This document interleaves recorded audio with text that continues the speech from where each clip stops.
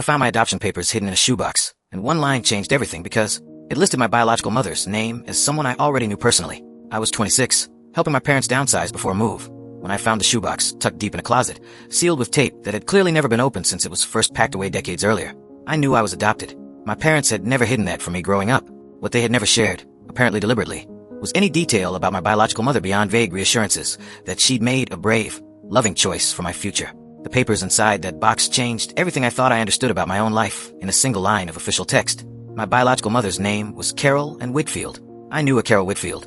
She'd been my elementary school music teacher, a woman I genuinely loved, who taught me piano for 3 formative years before retiring when I was around 10 years old. I hadn't spoken to her in over 15 years, though I still occasionally saw her name mentioned in our small town's local paper for community events. I sat on my parents' closet floor for a long time, trying to process whether this was actually the same woman or simply a strange, painful coincidence involving a common enough name. I confronted my parents that same evening. They admitted it immediately, visibly relieved in a strange way to finally not be carrying the secret alone anymore. It was, in fact, the same Carol Whitfield. Here's the twist that reframed my entire childhood in an instant. She hadn't simply given me up and disappeared entirely, the way I'd always quietly assumed happened in most adoption stories.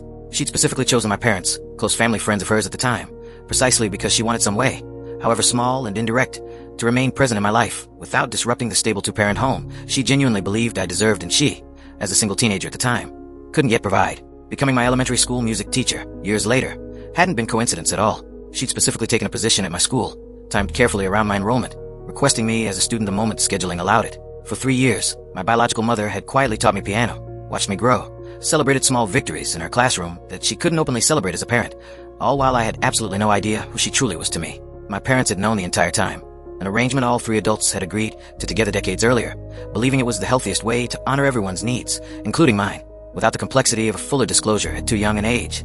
I reached out to Carol within a week, my hand shaking as I dialed a number I found through the local paper's community events coordinator.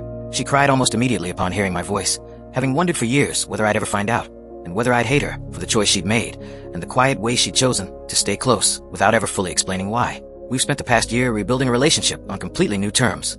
No longer teacher and student, but something we're both still learning the shape of together. She still plays piano. I've started taking lessons from her again, 3 decades later, for entirely different reasons this time. My parents and Carol are closer now too, an unusual but genuinely warm triangle of people who all, in their own complicated way, spent my entire childhood making sure I felt fully loved from every possible direction, even the one I never knew was there. A shoebox in a closet gave me back a mother I'd already loved for years without ever knowing her real place in my story. Sometimes the people who shape us most quietly are standing right in front of us the entire time. We just don't always get the full picture until we're finally ready to see it.